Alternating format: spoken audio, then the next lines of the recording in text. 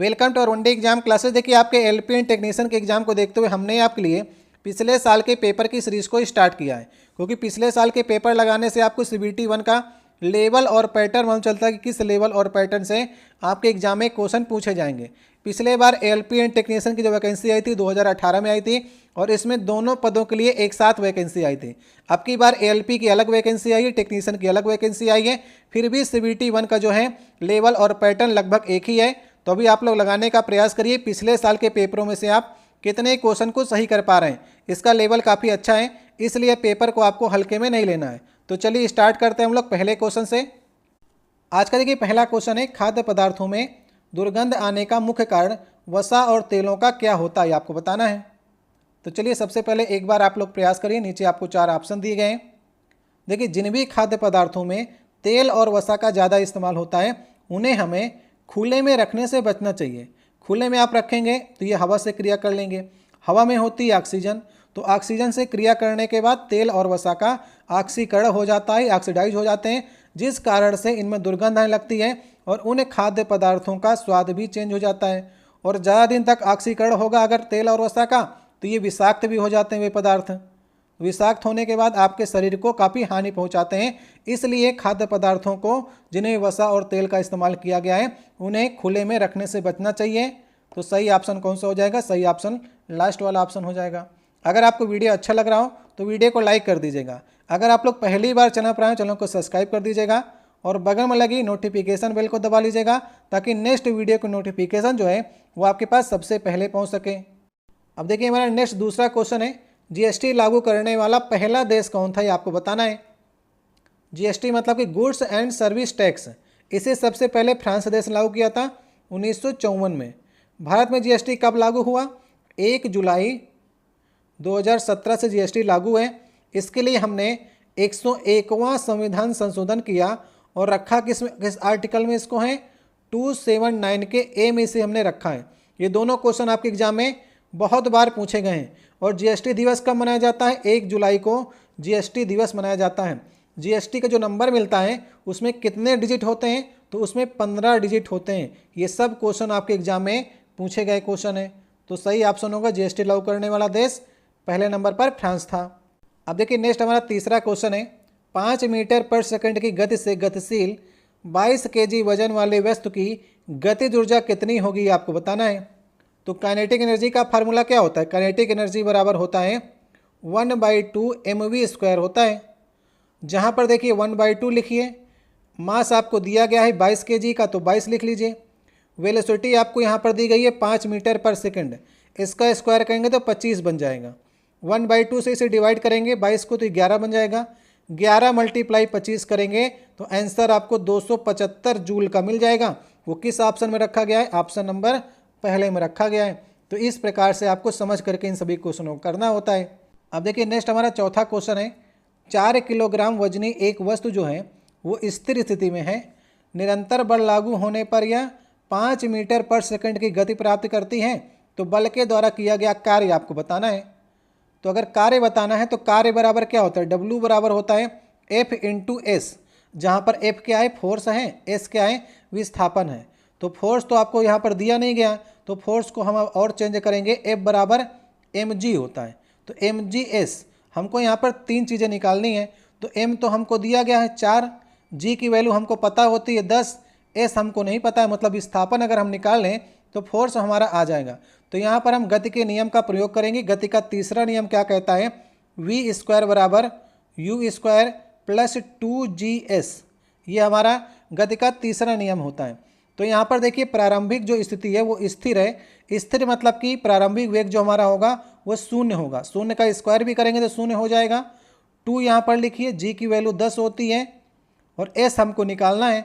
और v देखिए यहाँ पर आपको दिया गया है, जो अंतिम वेग आपको दिया गया है वो 5 मीटर पर सेकंड का दिया गया है। इसका स्क्वायर करेंगे तो ये 25 बन जाएगा। ठीक है, 5 का स्क्वायर करेंगे तो 25 बन गया।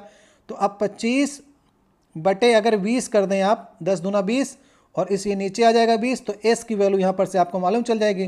तो s बराबर क्या आ जाएगा? 5 × 5 = 25 और 5 × 20, तो s बराबर 5/4 आ गया। तो चलिए वैल्यू को रख लेते हैं।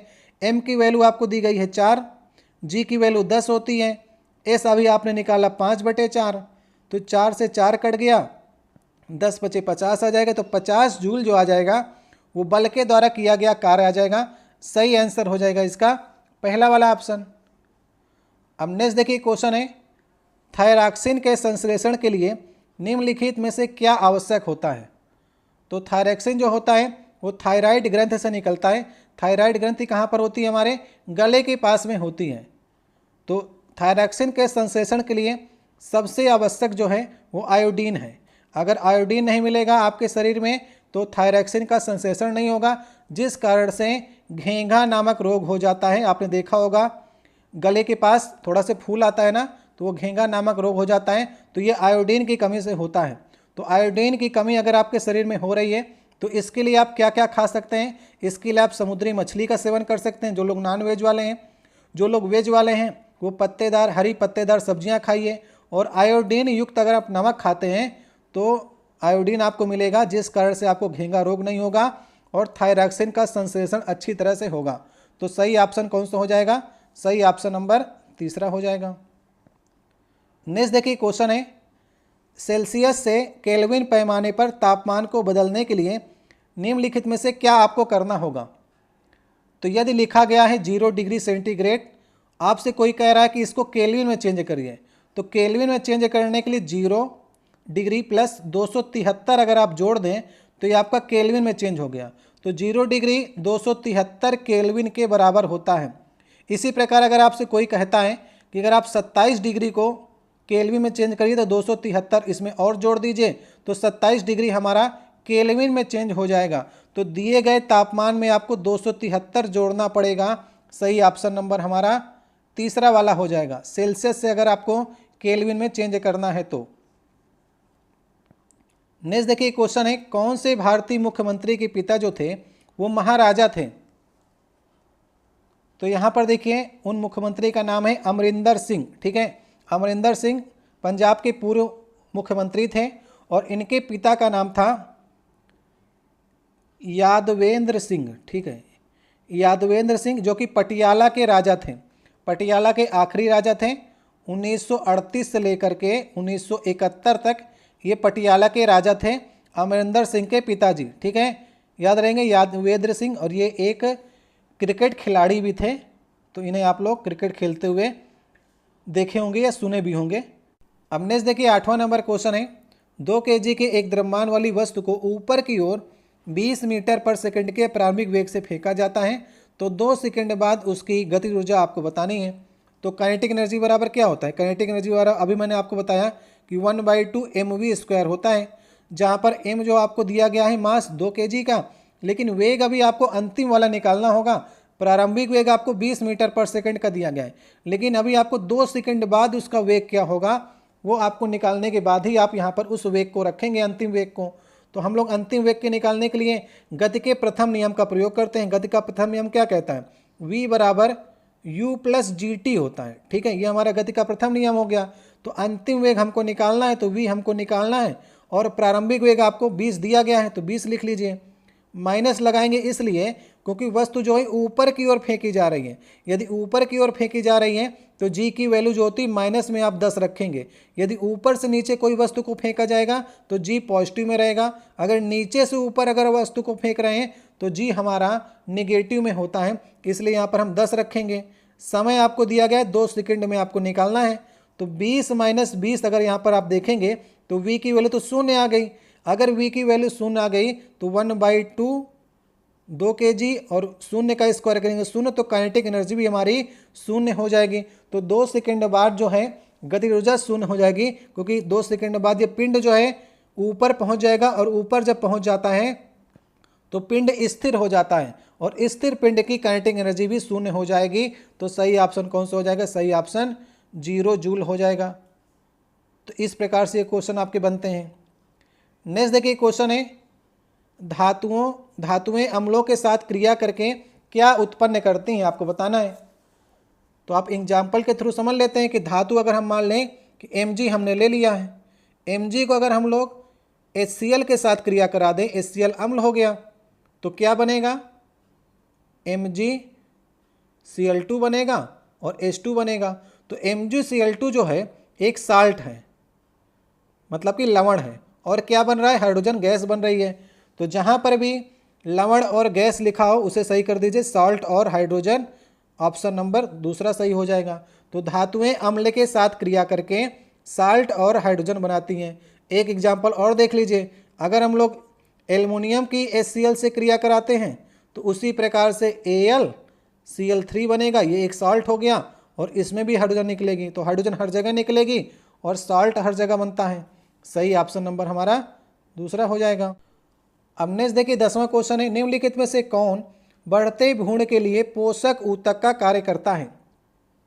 ये 4 ऑप्शन आपको दिए गए।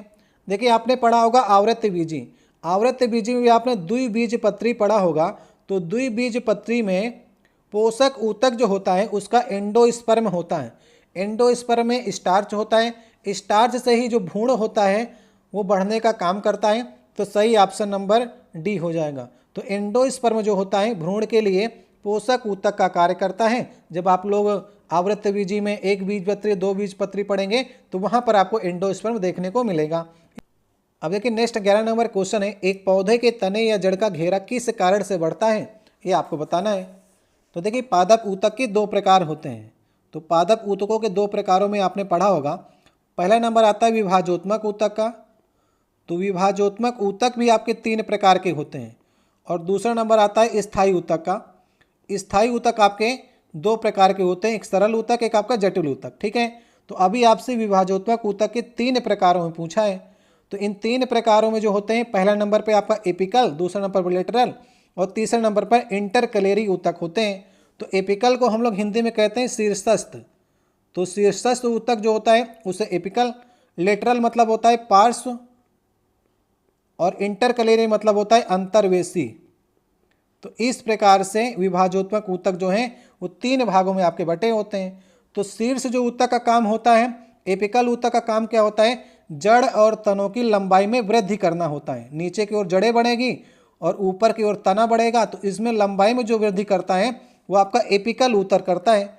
लेकिन आपसे पूछा क्या गया है, जड़ और तनों के घेरे में, घेरा मतलब कि इनकी मोटाई जो है वो कैसे बढ़ेगी, जड़ और तनों की, तो उसका काम होता है पार्श्व वाले का। पार्श्व मतलब लेटरल।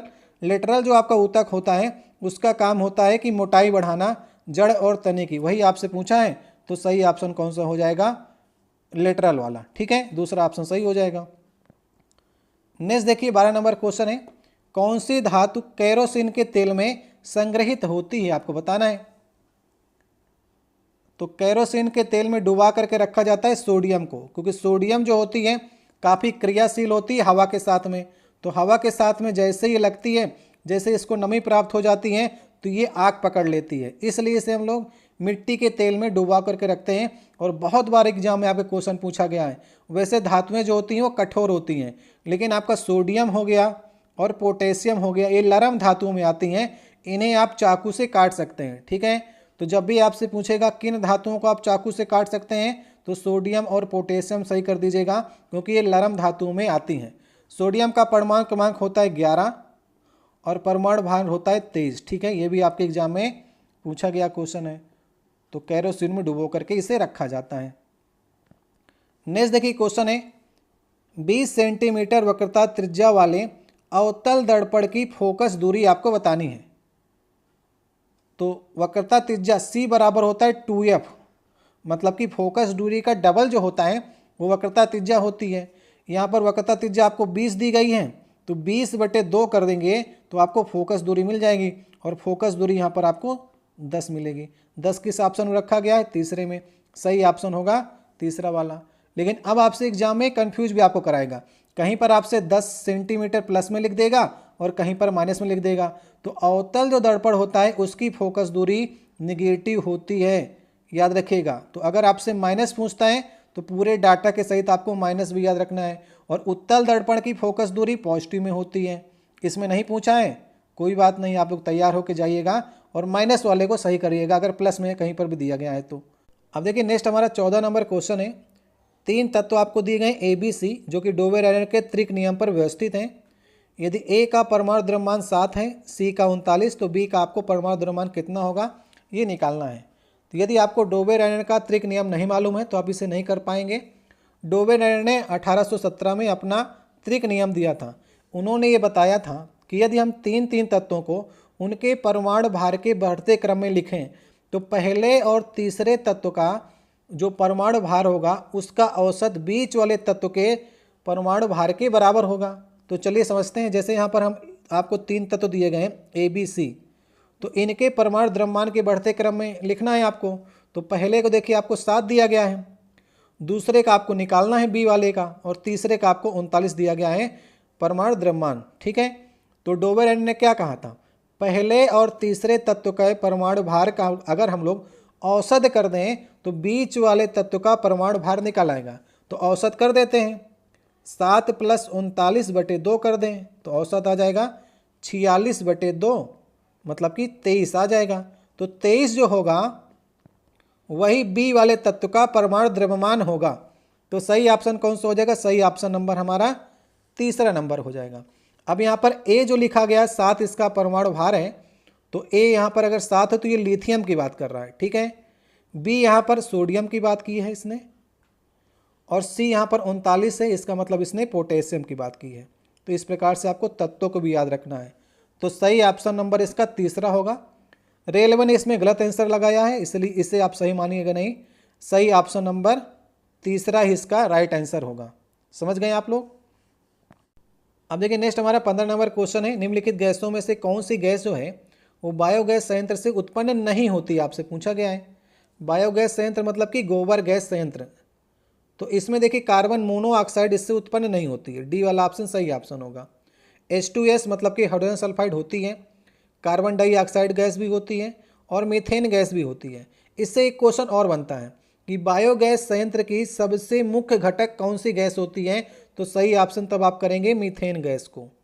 मीथेन गैस जो होती है वो मेन घटक होती है बायोगैस की, 50 से 70% तक बायोगैस संयंत्र से उत्पन्न की जाती है। उसके बाद दूसरे नंबर पर कार्बन डाइऑक्साइड लगभग 25% उत्पन्न होती है। यदि आपके ऑप्शन में अमोनिया भी रखता तो अमोनिया गैस भी बायोगैस संयंत्र से उत्पन्न होती है, सिर्फ और सिर्फ कार्बन मोनोऑक्साइड उत्पन्न नहीं होती है। ऑप्शन नंबर डी इसका सही होगा।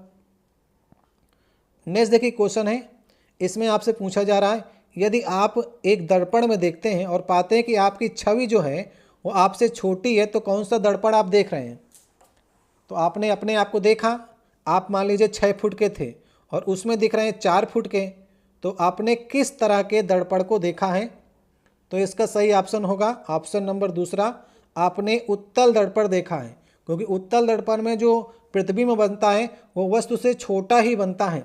तभी आपने देखा होगा जो साइड मिरर होते हैं, गाड़ियों के जो साइड मिरर होते हैं और जो रेयर मिरर होते हैं जो ऊपर से पीछे से आगे से पीछे देखने काम आते हैं, तो साइड मिरर और रेयर मिरर जो होते हैं वे आपके उत्तल दर्पण के बने होते हैं, ताकि बड़ी गाड़ियों को हम लोग छोटा से देख सकें अपने शीशे में।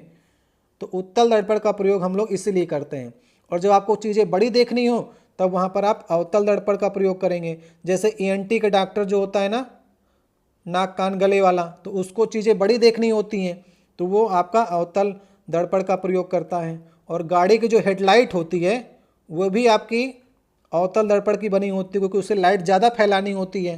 तो इस प्रकार से आप लोग समझ लीजिएगा। और दाढ़ी बनाने के शीशम भी आपको थोड़ा से बड़ा देखने की आवश्यकता होती है, तो दाढ़ी बनाने का शीशा भी आपका अवतल दर्पण का होता है। इस प्रकार से कई क्वेश्चन आपके एग्जाम में बने हैं। नेक्स्ट देखिए क्वेश्चन है, इसमें पूछा जा रहा है आपसे निम्नलिखित में से किसने रासायनिक संयोजन के 2 महत्वपूर्ण नियमों की स्थापना करके रासायनिक विज्ञान की नींव रखी थी, आपको बताना है। तो यदि आपको मालूम है कि रासायन विज्ञान का पिता किसे कहा जाता है तो आप इस क्वेश्चन को सही कर सकते थे। तो रसायन विज्ञान का पिता कहा जाता है लेवासिए को, सही ऑप्शन हो जाएगा दूसरा वाला। इन्होंने 2 नियम कौन से दिए थे, तो पहला नियम दिया था द्रव्यमान संरक्षण का नियम दिया था, जिसे हम लोग इंग्लिश में कहते हैं law of conservation of mass. ठीक है, तो पहला नियम ये दिया था। और दूसरा नियम दिया था निश्चित अनुपात का नियम, निश्चित अनुपात का नियम। ठीक है, तो ये दोनों नियमों के द्वारा जो है वो रासायनिक विज्ञान की नींव रखी और लेवासिए को रसायन विज्ञान का पिता माना जाता है। सही ऑप्शन होगा ऑप्शन नंबर हमारा दूसरा वाला। अब नेक्स्ट देखिए क्वेश्चन है, इसमें पूछा जा रहा है क्लोरीन गैस का उपयोग निम्न में से किसके निर्माण में किया जाता है, ये आपको बताना है। तो क्लोरीन गैस का उपयोग किसके निर्माण में किया जाता है? यदि आप बुझे हुए चूने मतलब कि CaOH का होल ट्वाइस में अगर आपने क्लोरीन की क्रिया करा दी तो क्या बन जाएगा? ब्लीचिंग पाउडर बन जाता है, CaOCl2 प्लस H2O। तो ये आपका ब्लीचिंग पाउडर है जिसका रासायनिक नाम होता है कैल्शियम ऑक्सीक्लोराइड।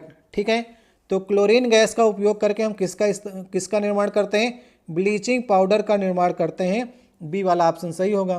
तो बुझे हुए चूने में क्लोरीन डाल देंगे तो आपका ब्लीचिंग पाउडर बन जाएगा, जो कि ब्लीचिंग पाउडर काम क्या होता है? पानी को शुद्ध करना काम होता है। तो बी वाला ऑप्शन सही होगा। यहाँ पर लिखा गया बेकिंग पाउडर। तो बेकिंग पाउडर का फार्मूला क्या होता है? NaOCO3। सोडियम बाइकार्बोनेट जो होता है वो बेकिंग पाउडर होता है, जिसे बेकिंग सोडा भी कहते हैं। और धुलाई वाला सोडा कौन सा होता है जिसे धोने काम में प्रयोग करते हैं? Sodium carbonate. तो सोडियम कार्बोनेट जो होता है वो धोने वाला सोडा होता है, और सोडियम बाइकार्बोनेट जो होता है वो खाने वाला सोडा होता है। ठीक है, ये दोनों चीज़ आप लोग याद रखिएगा। नेक्स्ट देखिए क्वेश्चन है, दादा साहब फाल्के पुरस्कार किस क्षेत्र में महत्वपूर्ण सार्वजनिक उपलब्धि के लिए दिया जाता है? तो दादा साहब फाल्के पुरस्कार जो है वो फिल्म के क्षेत्र में दिया जाता है। तीसरा वाला ऑप्शन सही होगा। अभी देखिए 2024 का दादा साहब फाल्के पुरस्कार जो मिला है वो मिथुन चक्रवर्ती को मिला है। लेटेस्ट अभी आपकी न्यूज है। ठीक है, तो मिथुन चक्रवर्ती को मिला हुआ 2024 का दादा साहब फाल्के पुरस्कार, ये याद कर लीजिएगा। 2023 का भी आपके एग्जाम में पूछा जा सकता है। तो 2023 का मिला था वहीदा रहमान को। ठीक है, इन्हें फिल्मों में उत्कृष्ट प्रदर्शन के लिए दादा साहब फाल्के पुरस्कार मिलता है। अगर हम पत्रकारिता की बात करेंगे तो पत्रकारिता में पुलित्जर पुरस्कार मिलता है। साहित्य में तो कई पुरस्कार हैं आपके, जैसे ज्ञानपीठ पुरस्कार हो गया, व्यास सम्मान हो गया, सरस्वती हो गया, साहित्य अकेडमी हो गया। तो ये साहित्य के पुरस्कार हैं। और खेल में भी आपके अर्जुन पुरस्कार हो गए, द्रोणाचार्य पुरस्कार हो गए। तो इस प्रकार से आपके पुरस्कार होते हैं। तो एक आपका देखिए दादा साहब फाल्के पुरस्कार होता है, एक आपका अंतर्राष्ट्रीय दादा साहब फाल्के पुरस्कार होता है जो 2024 में मिला है। जवान फिल्म के लिए शाहरुख खान को मिला है, बेस्ट एक्टर का खिताब मिला है। ठीक है, तो अंतर्राष्ट्रीय पूछेगा तो शाहरुख खान जवान फिल्म के लिए बेस्ट एक्टर का।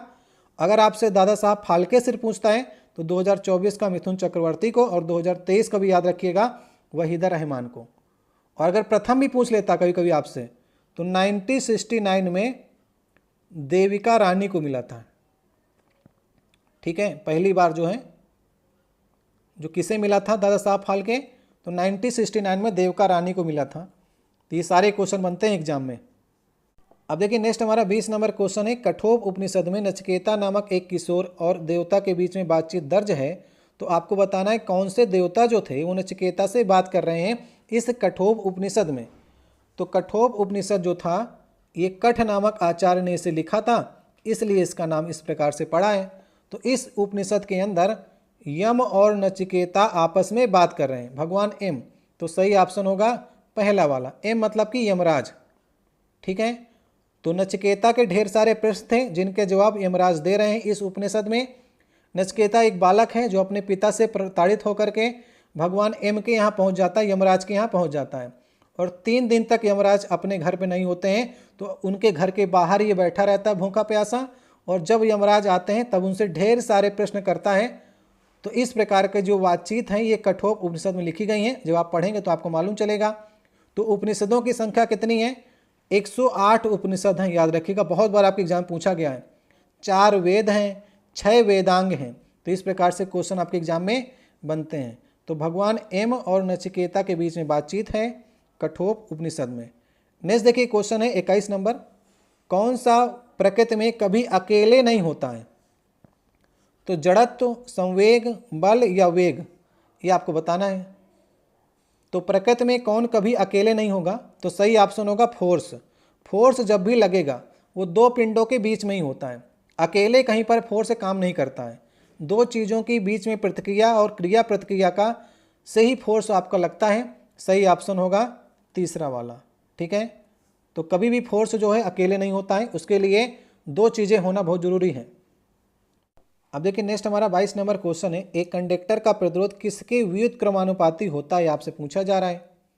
तो आपने देखिए रेजिस्टेंस का फार्मूला पढ़ा होगा, R बराबर होता है रो L बाई ए होता है, ठीक है। तो यहाँ पर प्रतिरोध देखिए, प्रतिरोध किसके अनुक्रमानुपाती है और किसके व्युत्क्रमानुपाती है। तो व्युत्क्रमानुपाती है ए के, ए मतलब कि अनुप्रस्थ काट के क्षेत्रफल के व्युत्क्रमानुपाती है, इन्वर्सली प्रोपोर्शनल है। अगर हम करेंगे डायरेक्ट किसके प्रोपोर्शनल है, दो डायरेक्ट देखिए लंबाई के हैं, प्रतिरोधकता मतलब रो के हैं और टेम्परेचर के भी होता है। तो व्युत्क्रमानुपाती पूछेगा तो ए है मतलब कि अनुप्रस्थ काट का क्षेत्रफल, तो डी वाला ऑप्शन सही ऑप्शन होगा। अब देखिए नेक्स्ट हमारा क्वेश्चन है, यदि ये चार ऑप्शन दिए गए शामिल हो तो जीवों में अधिक विविधता उत्पन्न होती है, आपको बताना है। तो देखिए आपने लैंगिक प्रजनन पढ़ा होगा और आपने अलैंगिक प्रजनन भी पढ़ा होगा। तो जो लैंगिक प्रजनन होता है उसमें जो जीव होते हैं उनमें आपकी अधिक विविधता आती है। जैसे मनुष्य जो होता है उसमें नर और मादा दोनों क्रियाएं करके एक दूसरे प्रकार का जीव उत्पन्न करती हैं, जबकि अलैंगिक जनन में आपने देखा होगा उसमें एक ही प्रकार के जीव उत्पन्न होते हैं। जैसे आपका जीवाणु हो गया, हाइड्रा हो गया, अमीबा हो गया। तो ये मुकुलन, विखंडन, द्विखंडन इस प्रकार की क्रियाएं करके अपने जैसे ही जीव उत्पन्न करती हैं। जबकि लैंगिक जो आपका प्रजनन होता है उसमें अधिक विविधता आती है, उसमें डिफरेंट आपका मानव पैदा होता है। तो सही ऑप्शन कौन सा होगा, सही ऑप्शन नंबर पहला हो जाएगा। यही आपसे पूछ रहा है कि लैंगिक जनन में विविधता किस में उत्पन्न होगी, किस जनन में, तो लैंगिक प्रजनन में। सही ऑप्शन नंबर 1 हो जाएगा। अब देखिए हमारा नेक्स्ट क्वेश्चन है 24 नंबर, यदि क्रिप्टॉन का परमाणु क्रमांक 36 है तो उसके इलेक्ट्रॉनिक विन्यास कितना हो गया, आपको बताना है। तो क्रिप्टॉन को आपको देख के समझ में आ रहा है, क्रिप्टॉन जो है हमारा अक्रिय गैसों में आता है, क्रिप्टॉन 36, क्योंकि ये आपका हीलियम, नियान, आर्गन, क्रिप्टॉन, जिनान, रेडान उसमें आएगा। इसलिए क्रिप्टॉन का जो आखिरी हमारा कक्ष होगा वो भरा होगा। तो भरे वाले में देखिए दो ऑप्शन इसने रख दिया, पहला और लास्ट वाला। नहीं तो अगर किसी एक में 8 रखता लास्ट में तो उसको हम लोग सही करके चले जाते हैं, लेकिन अभी आपको निकालना पड़ेगा। कैसे आप निकालेंगे, इसका इलेक्ट्रॉनिक विन्यास कैसे निकालते हैं, 1s2, 2s2, 2p6, 3s2, 3p6, 4s2, 3d10 और आपका 4p6। तो भाई हम लोग देख लेते हैं पहले कक्ष में कितने, 1s2 मतलब पहले कक्ष में 2 हमारे इलेक्ट्रॉन होंगे, 2 वाले में देखिए 8 हैं और 3 वाले कक्ष में देखिए यहाँ पर 8 यहाँ पर हैं और 10 यहाँ पर हैं। तो 3 वाले कक्ष में 18 हो गए और 4 वाले में 2 यहाँ पर हैं और यहाँ पर p में 6 हैं। तो 4 वाले कक्ष में इस प्रकार से। तो 2, 8, 18, 8 वाला जो ऑप्शन है पहला नंबर उसको आपको सही करना है। तो यदि आपको इलेक्ट्रॉनिक विन्यास आता होगा तभी आप इसे सही कर पाएंगे। ऑप्शन नंबर 1 सही होगा। अब देखिए हमारे ये 25 नंबर क्वेश्चन है, आज का लास्ट क्वेश्चन होगा। इस सेट में कुछ करंट अफेयर भी थी जो काफ़ी पुरानी थी, जिनके बारे में इस समय चर्चा करने कोई औचित्य नहीं है। तो इतने प्रकार के क्वेश्चन आपके एग्जाम में इस तरह के पूछे गए थे। ये क्वेश्चन मैं आपके लिए छोड़े जा रहा हूँ। उड़ीसा को अधिकतर जो है वो किन प्राकृतिक आपदाओं का सामना करना पड़ता है, ये 4 ऑप्शन आपको दिए गए हैं। तो इसका जवाब आप लोग कमेंट बॉक्स में दीजिएगा। तो उड़ीसा में ज़्यादातर क्या आते हैं, भूकंप होती है, वर्षा, चक्रवात, बूंदाबांदी। इन चारों ऑप्शन में से एक ऑप्शन सही है, उसका जवाब कमेंट बॉक्स में देना है। और आपने इन 25 जो पिछले बार आपके एलपी एंड टेक्नीशियन में पूछे गए जीके, जीएस, जीए का पोर्शन था, उसमें आपने कितने क्वेश्चन सही किए कमेंट बॉक्स में कह सकते हैं। मेरी आशा है कि इस सेट में आपने कम से कम आपको 20 करने हैं। अगर आप एक मीडियम स्टूडेंट हैं, अगर आप अच्छे हैं तो 25 में 25 सही कर सकते हैं, लेकिन कम से कम आप लोग 20 सही करिएगा, क्योंकि आपका एलपी एंड टेक्नीशियन का जो एग्ज़ाम होता है और आपका जेई का जो एग्ज़ाम होता है और आपका ग्रुप डी का जो एग्ज़ाम होता है, इन तीनों एग्जामों में साइंस के बहुत ज़्यादा क्वेश्चन पूछे जाते हैं। अगर आपके एग्ज़ाम में 30 क्वेश्चन आएंगे तो 20 क्वेश्चन साइंस के होंगे, ठीक है। ये बात आप लोग ध्यान रखिएगा। तो इस प्रकार से आपको एलपी एंड टेक्नीशियन वालों को, जेई वालों को, ग्रुप डी वालों को अपनी बेहतर साइंस करके चलनी है। एनटीपीसी वाले और आरपीएफ वाले साइंस अगर उनको कम भी आती तब भी चल जाएगा, लेकिन एलपी एंड टेक्नीशियन, जेई और ग्रुप डी को बेहतर साइंस करके चलनी है। और हमने ढेर सारे आपको साइंस के वीडियो कराए हैं, अगर आप उनको देख कर जाएंगे तो 60 से 70% क्वेश्चन कहीं नहीं गए, क्योंकि रेलवे के क्वेश्चन जो हैं 60 से 70 रिपीट होकर के पूछे जाते हैं। बस 10 से 20% क्वेश्चन ही नए प्रकार के होते हैं। बाकी आप देखेंगे हमने आपको ढेर सारे पेपर कराए हैं साइंस के, वहाँ से क्वेश्चन बने हैं।